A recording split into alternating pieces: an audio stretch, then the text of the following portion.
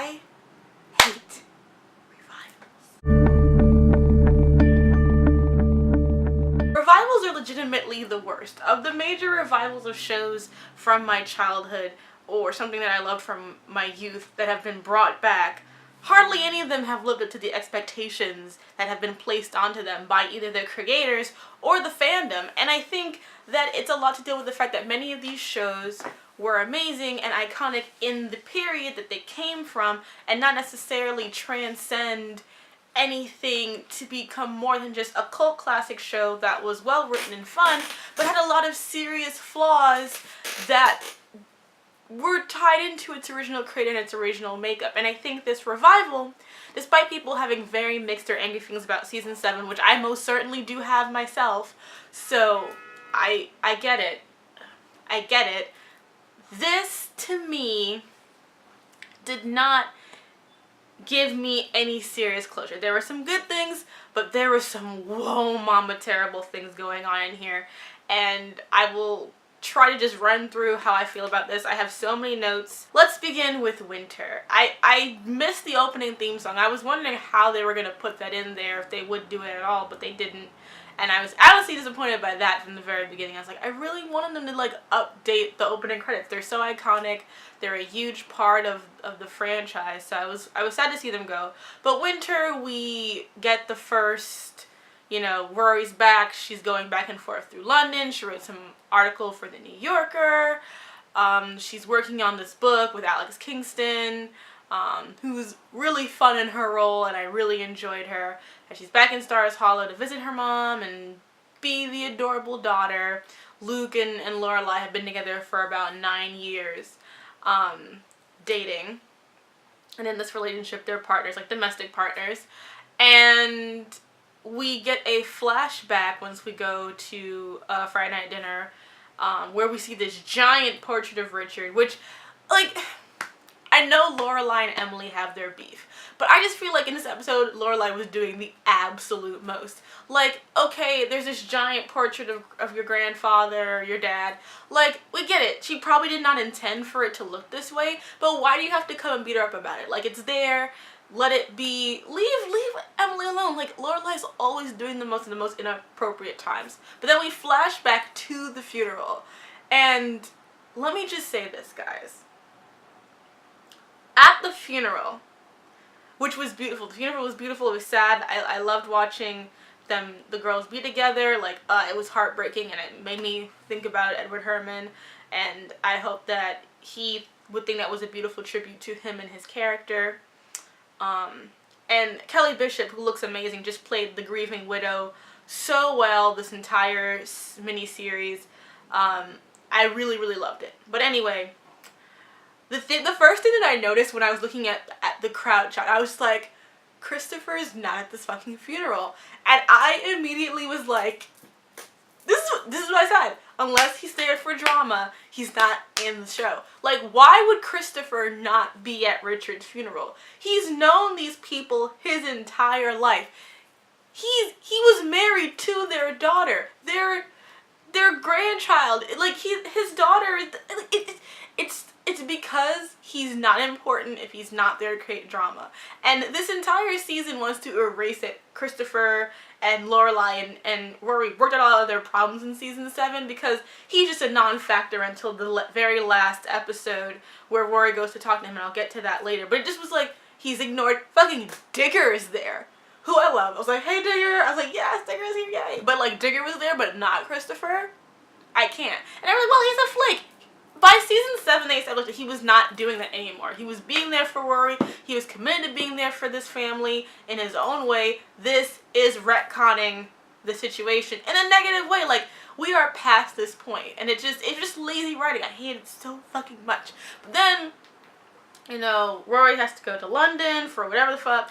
And at the end of the night, Emily wants everyone to tell stories about Richard. And Lorelai just fucks herself. Like, it just, and I hated Lorelai so much in that scene. I hated it so much. And like, even though Emily read her to filth and was like a little harsh towards the end, I was like, you know what though, Emily? you ain't lying, because Lorelai is selfish and she doesn't think about other people a lot of the time.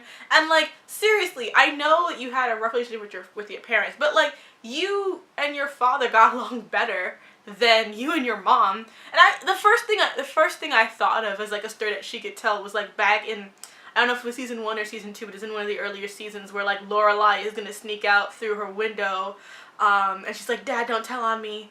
And he's like, Emily, she's not up here. And she's like, thank you, Daddy. Like, that's such a cute, iconic moment of like them being in sync that I was just kind of like, that would be the first thing that would come to my mind. That's the first thing that came to my mind. But Lorelai just goes off this thing about how like she was having sex with some kid and how she gets left behind in some trunk. And I'm just like, dude, this is not appropriate. This is just not fucking appropriate. Like, it's not quirky. It's not cute. It's just annoying as fuck. And I was like, when Emily read her to Philip, I was like, Emily, you know what? You being cold-blooded as fuck right now, but like, I'm with it, because she was just doing the absolute most. I hated Lorelai so much that scene. Like, I can't even explain. Like, it was just so trashy. Lane looks exactly the same, and it's so cute to see her, like, even though she's still with Zach, at least she's happy, she's married, she still plays. Paul Anka is still alive. And then Rory was living in Brooklyn. Like, of course you were. You're such a cliche. But then they brought in Paul. Paul was a lame-o. I was like, who's this? Sorry, lame-o is... That's not the right term. Okay. He was so basic. I was like, who the fuck is Paul? And I did feel bad that everyone was just making it seem like, yeah, this is Paul. You can cheat on him, Rory. Who gives a fuck? I was like, Rory, why are you dating a dude for 2 years that you don't like at all? Like, Paul, seriously? It was just so bland. I love Cesar's hair. I'm just looking through like all of my notes.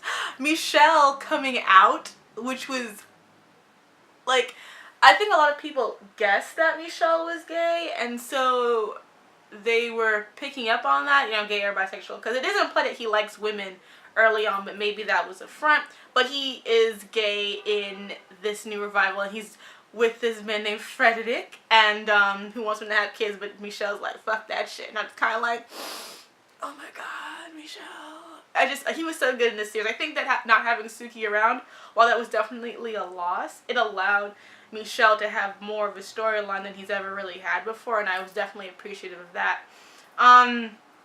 Rory keeps going back and forth to London, and she's like, I'm broke. You're not broke, girl. Your grandfather just died. I'm sure that you have so much money right now. You're just an idiot. Plus, that would mean that she blew through her fucking trust in, like, 7 years. Like, what the fuck? Like, there's no way that Richard and Emily left his money. And also, because we know, like, this isn't, well, spoiler alert, I guess, like, that she's fucking Logan. You know Logan's fucking paying for her to go back and forth from one to Stars Hollow. So, like, where's all your money going, girl? Why do you have an apartment in Brooklyn? First of all, please don't live in Brooklyn. Like, don't be more of a white girl cliche. Just stop it. But, like, this is what's happening. Yeah, I put Christopher's at the funeral. I don't fucking believe that. Inconceivable. Like, that's my note. The picture from their vow renewal at the funeral, that wrecked me. But yeah, like, them truth bombs. April's going to MIT work. The fact that Luke and Lorelai have been together for 9 years and haven't discussed kids in like what would be like 11 years makes zero sense. It's like, I hate when I do this, when like relationships have been put on like an indefinite pause. Like, you guys are in your 40s now. Like, you're almost 50 years old. You guys should have talked about kids before. You wanted kids before Lorelai. This was established in season 6 that you wanted to have kids with Luke. So why this is happening now, I don't understand. And then I like the fact that they went to go like talk about a surrogate. I like that they kind of like showed that it's okay that you can't biologically have kids. I hated what Luke said about adoption. I was like, dude, you're like, see, Luke, still don't like him, but they did, and get into it later. But I still don't like Luke. I didn't like him in this scene. But Paris is amazing. Paris is my favorite character on the show. It's over. Done. Finito. Paris is the best character on the show. And Liza Wiesel came here and put her whole bob into this. Like, she was so good as Paris, and I felt for her, and I just, and I love how she looks out for Lorelai. She's like, oh, I'm gonna help you out. You're basically the only mother I ever had. I was like, Paris, you are the best. Oh yes, and then, you know, when we see that, like, you know, Rory is talking to somebody. Oh, that's my eye makeup. Totally forgot I was wearing it. Whoopsie. This is what happens when you're trash for so long and then you finally decide to beautify yourself and you forget that, oh no, I can't just wipe my eye anytime I want. Sorry. Anyway, sorry. But like when that scene happens and like Rory's talking to someone, I'm like, oh, it's fucking Logan. And Logan came out and he looked so good. And I was like, look at it, Rory, my babies. And then the rest of the revival ruined this for me. But at the moment, it was great. And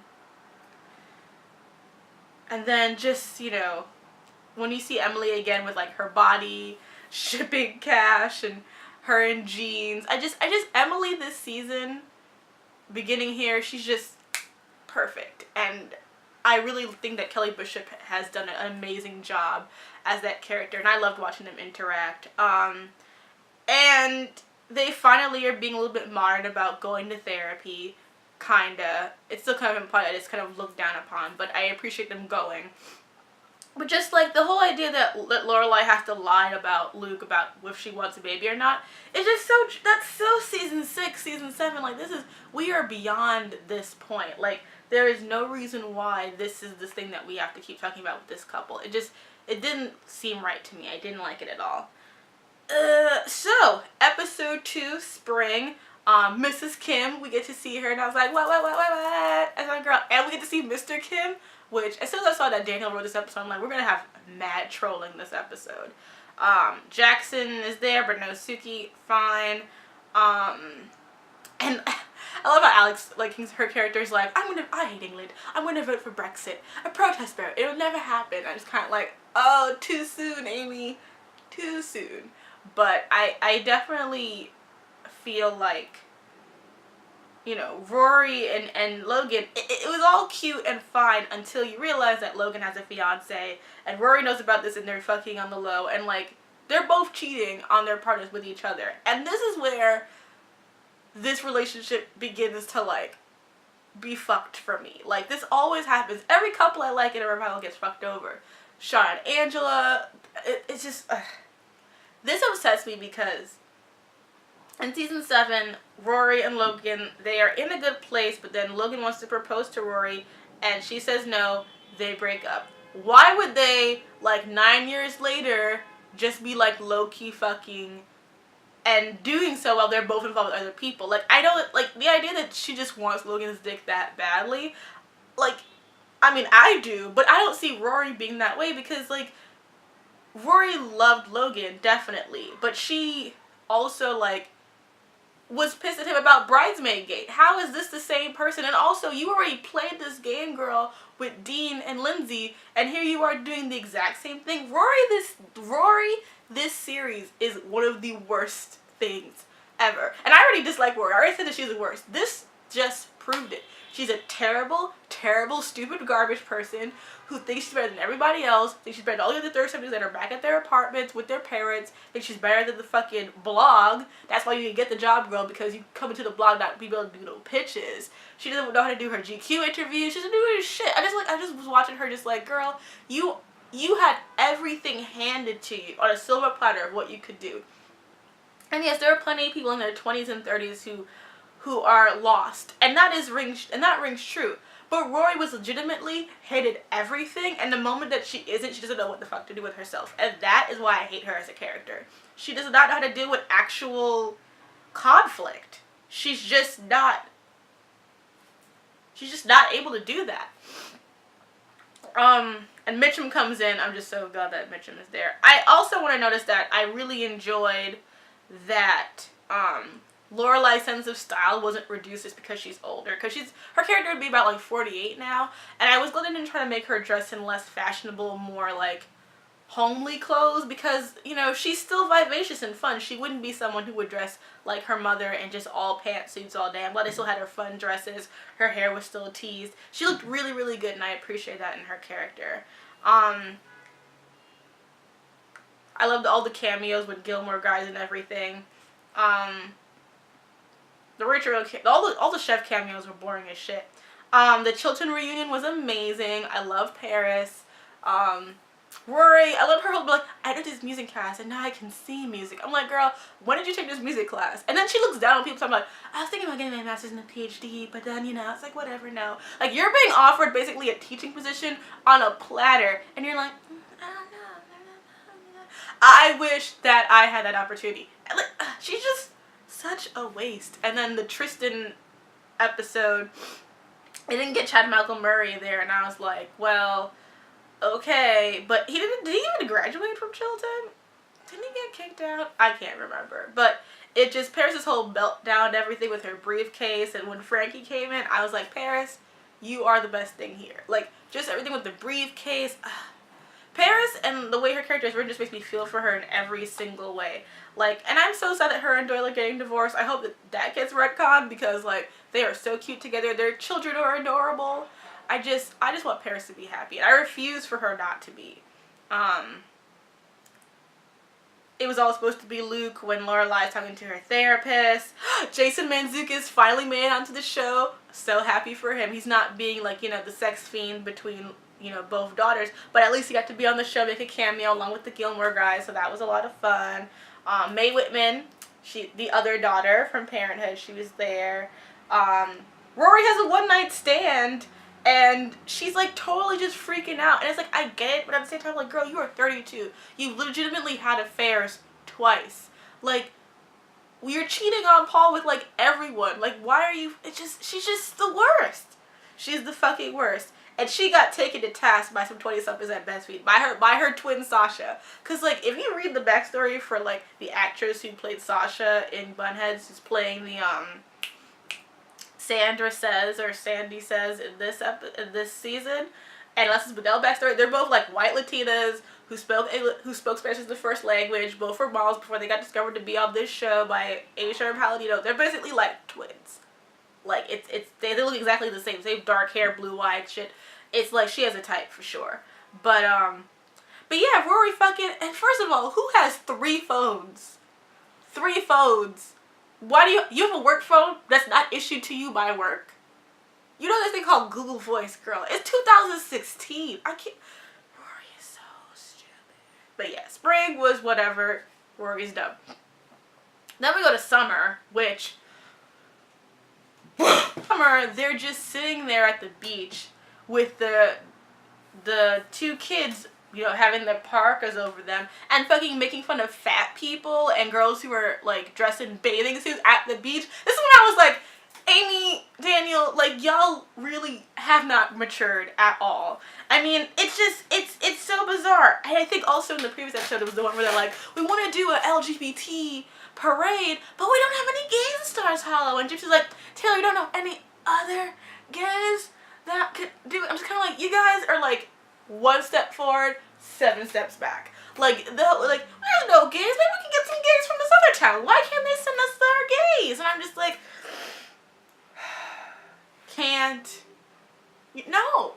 You guys, you're doing it wrong. You're doing it wrong. You're trying so hard to be, like, quirky inclusive, but, like, you had Michelle being gay, but then you had to do all this weird, gross, homophobic shit. Like, you guys are just being so weird about this, and I don't get it because it's 2016.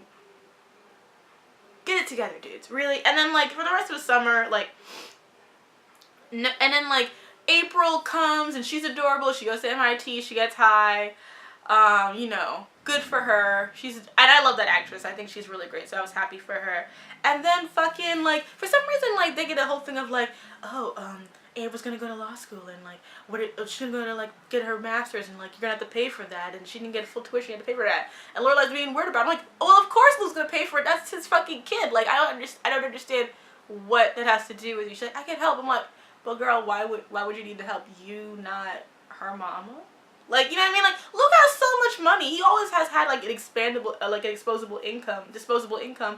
Why she was acting like that is beyond me.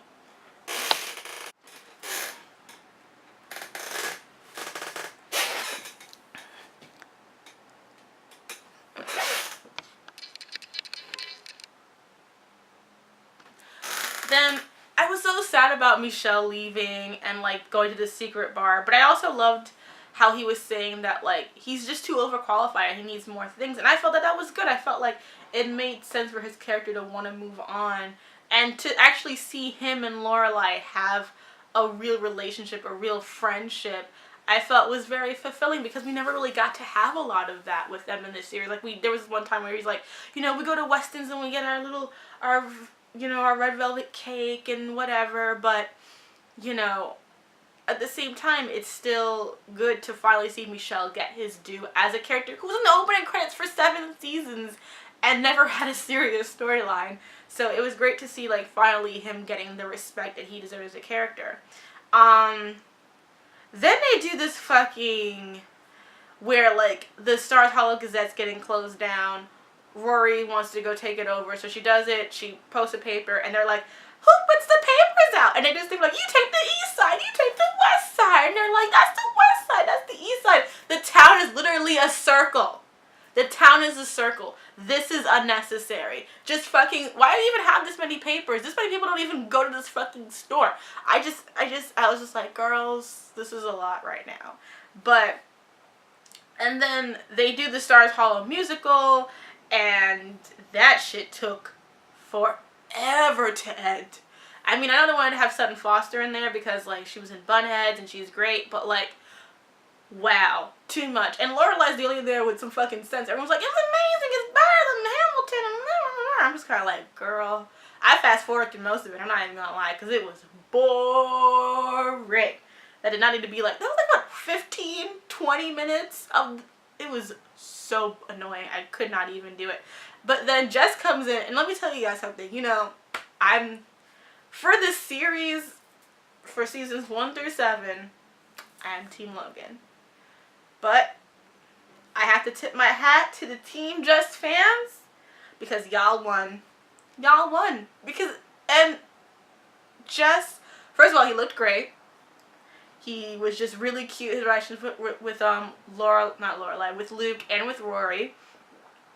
And, you know, he comes, gives her some good advice, helps her out, says that she should write a book about her and her mother, which was a good idea. Very meta, but a good idea. It makes sense the only thing Rory could write about is her own shit. And he comes, helps her out. I love how he's like there to help Liz and TJ get out of the cult.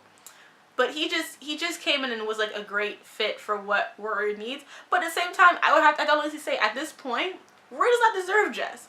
Jess, who's adult, got his shit together, stable, publishing press. That Rory does not deserve him at all. Rory's the worst. Sorry.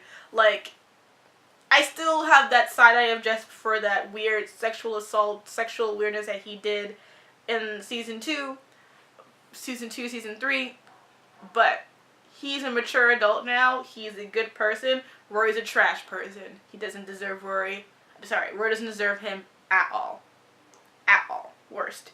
And we're like, I'm broke. Girl, you're not broke. Your parents are like trillionaires. What's wrong with, what's wrong with her?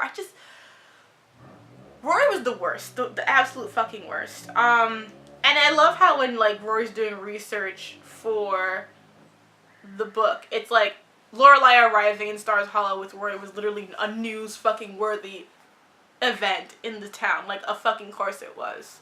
Of course. And then, like, she's like, Lorelai wants to go to,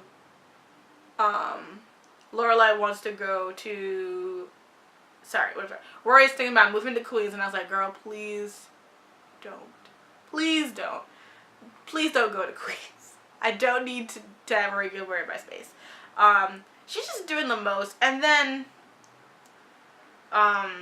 Luke has this whole rant going on about his thing afterwards, and Rory's a bad friend to Lane, but then Lorelai goes to the final thing for the show, and Sutton Foster sings this song that's like all about Lorelai's feelings, and she said she's gonna do wild. She's gonna walk the trail and all this shit, and I'm just sitting here like, of course you're not, Lorelai, but whatever. But she's going to go find herself to find clarity, which is like, okay, girl, have fun with that.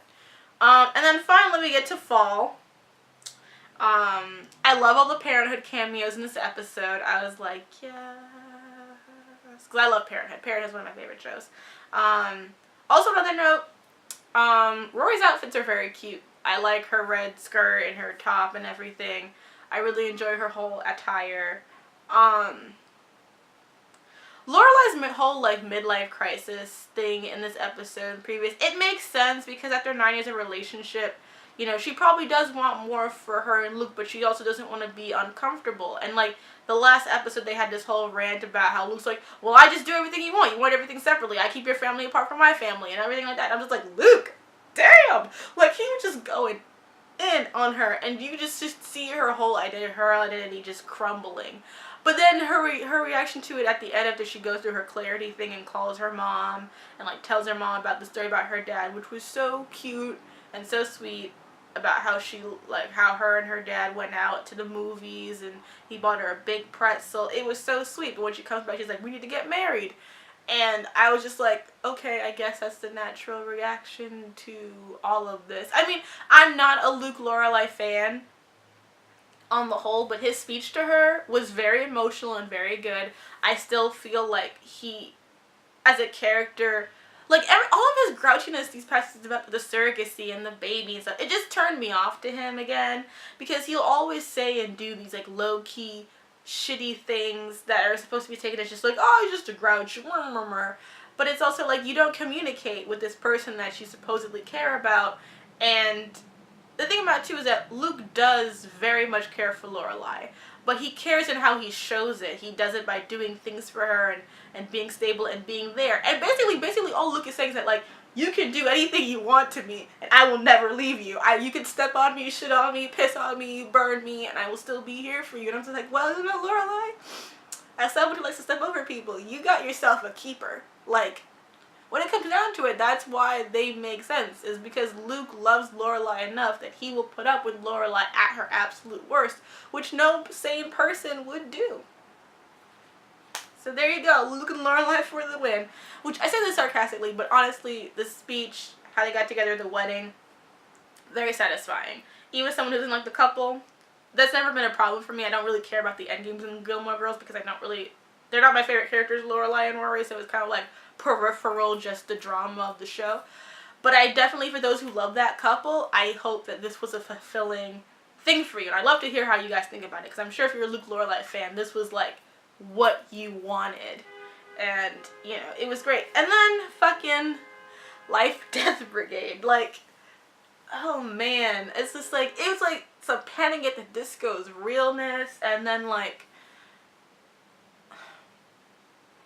they're so emotionally stunted, but at the same time, I find them charming. I do like them a lot, even though they're kind of corny, and I do feel like this is part of the world that Rory belongs to in her own way, but she hates that part of herself, but it's still a very, very big part of who she is. And even Logan, he's always trying to, like, buy her, or, like, do these things to show affection for her monetarily, because he's not gonna leave Odette, and I don't think Rory wants to ask him to leave Odette either, because, like,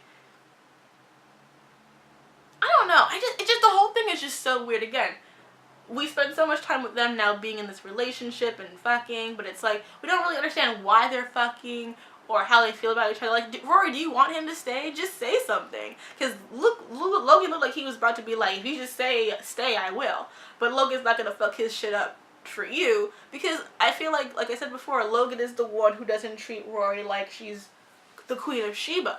And he will, like, move on if he has to, where clearly Jess has not, as there's a scene later when he, like, looks at Rory through a window and, like, he looked like he was about to fucking cry. And I'm just like, Jess, baby, no, don't get trapped into her web of madness. Like, she's just not, like, she's not it. She's just not. And when she's working on this book, oh, that's the thing, when she said that she's going to work on the book about, her and her mother, Lorelai freaks out, doesn't want to do it because she, like, feels like there's parts of her life that she wanted to keep private and separate from everything else, and they have a little fight about that. And then later on,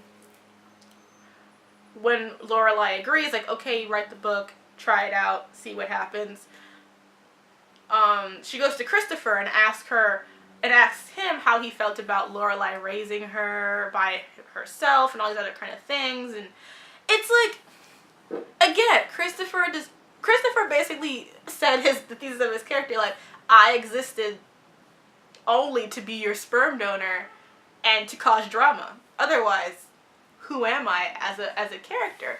And that's basically what Christopher was. Like, he basically is like, don't be too mean to me, but that's it. Like, he doesn't, like, pull any punches about, like, yeah, I wasn't there. He has no passion. It's like, he's not even, he doesn't defend himself. He doesn't defend his actions. He doesn't even say, like, I just wanted to fucking go. He's just like, your mom, she went and she did all these things and she didn't want to be with me. And I was like, okay, cool. That's it. That's it. I think like, cool, whatever. And I think that too, like, when she said it, I was like, oh, yes, answers, insight into Christopher. And it's like, nothing is there. Because no thought is ever given to anything that he does. It's just like, it's so funny for a show that can be so thoughtful and so insightful and so emotionally deep, can sometimes, for the sake of how it wants to tell a narrative, will just carpet bomb anything good about certain characters just to say a narrative. Because that's the thing, like, Logan gets carpet bombed just so that Rory can have the ending that Amy Sherman Palladino intended for Rory to have. Like, that's it. The only redeeming thing for me, besides, like, the Luke and Lorelai stuff, which I'm not that into, but, like, it was still good, was Emily. Like, Emily, her relationship with her maid, which was kind of weird at first because they're like, I don't know what language she speaks. I don't know. But it's basically just, like, gypsy in a really shitty wig. But I loved seeing Emily open her house to other people to cohabitate, to kind of find a family. She moves to Nantucket. She gives Lorelai money to help expand the Dragonfly Inn, which will keep Michelle there. Suki makes a cameo, which was funny and great. I'm glad McCarthy could come back for that. But, you know, Emily gives Lorelai money to help her out, and then it says, like, just come spend time with me, you and Luke. And I just was so happy that Emily, she gets a job talking about whaling in Nantucket. She finds her peace. And I think I was so delighted for her that if it wasn't for that, I really would not have enjoyed this at all. And then we end with, oh, wait, no, I forgot. Dean. Yes, Dean. Dean arrives for a brief second because he has a show that he does on the regular, because he got his own checks. He don't need to spend time on this. But he appears, he's got 4 kids, he lives in Scranton, he's living his life, Rory free, and Rory's like, oh, I want to write a book, and I want you to be in it. He's like, well, what are you going to say? Like, you were like the bestest boyfriend ever, but I still cheated on you with Jess. And I'm just like, you're such a fuck, I hate it so much, because it's just like, Dean, sweet, lovable Dean, the best boyfriend ever, still fucked around. Even when you're great, you're still not great enough. But Dean is living his life, we're living that Rory-free life, and yeah, and then we realize at the end what the final 4 words were, and it's like, Mom, yeah, I'm pregnant. Like, it's like, can you imagine if that had been season 7? Like, can you imagine if the series had ended not with them just talking in the cafe together? It was like, I'm pregnant. And Logan's the father. And apparently what Amy Sherman Palladino said is that Logan is supposed to be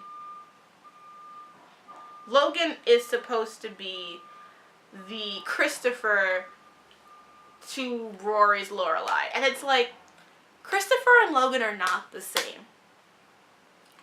Logan was not a flake, overall. He had his moments, but it was because they didn't know what they were young and they were stupid. But Lorelai and Christopher got pregnant when they were 16. These two are in their fucking 30s. You want to tell me that I keep calling her Lorelai. You want to tell me that Rory Gilmore doesn't have a fucking IUD? She's not on birth control. She just randomly fucking in London, just all hibbly-piggly. Like, what? No. And for what? So she could be pregnant and then to have Jess be the Luke and fucking come out of nowhere and take care of Rory and marry her and have Logan Hunsberger's baby? Like, and also the idea that, like, Logan just would not be with Rory or not try to make a commitment to Rory knowing that she was pregnant. Like, does that even sound like Logan's character to you? It's just so dumb. And why? This is the thing, like, and then Amy Sherman Palladino had the nerve to be like, I don't know why people are so obsessed with Rory and her relationships. That's all Rory has going for her. Rory is a fucking idiot. She's a fucking idiot. She's stupid. She's spoiled. And she's the worst. And I don't know why I would care about anything else but her shitty relationship, because that's the only thing interesting about her life. And you know what? Mitchum was right. Mitchum was right. She don't got it. Because this entire revival has shown that Rory is a terrible journalist, does not have it, and that she was just mediocre. So Mitchum, you are the true hero of the Gilmore Girls series because you saw through the bullshit. You waded through that shit and you saw the truth in Rory Gilmore. And for that, I give my thanks to you because Mitchum, you were fucking right. Rory, she don't got it at all. Well, I would love to hear what everyone else is saying about the revival. I'll leave some of my long-winded notes down below. But yeah, what did you guys think? To me, this was like a B-. Like, it had some good points overall, but just like very little progress for the characters that really mean a lot to me, and that's the secondary characters. And just Rory being there just like dragged it all the way down. It was almost a C+, but honestly, the Emily stuff was just so solid and so good that it truly redeemed most of the things I didn't like about this series, to the point where I'm like, you know what, this is beautiful, this is well written, this is well done. Her fucking rant, her like, this is bullshit at the DAR, I was like, Emily, I want to be you when I grow up, because that was one of the greatest things. She's like, it's bullshit with your hair and your tits, and I was just like, oh my god, Emily just had tits, she just had bullshit 6 times, she don't care about coasters no more, I am living this life. And when she's with Jack, he's like, I'm gonna miss you, and she's like, of course you will. I was just like, Emily, you are the queen. Bow down. So yeah, if it wasn't for Emily Gilmore and Paris and like a little bit of Lane, and of course Rory's still a shit friend to Lane because Rory's a shit. I hope there's not a second season. There is nothing good that can come from that. They barely got together everyone as they did now. People are gonna have other shit to do. I don't care for it. I truly don't. But that is my opinion, just my one lone black girl opinion. What is yours? And the next video I do will be talking more about the future of this channel, what we're going to be doing from now on, and how I hope to actually contribute more to YouTube than just great hair and profanity.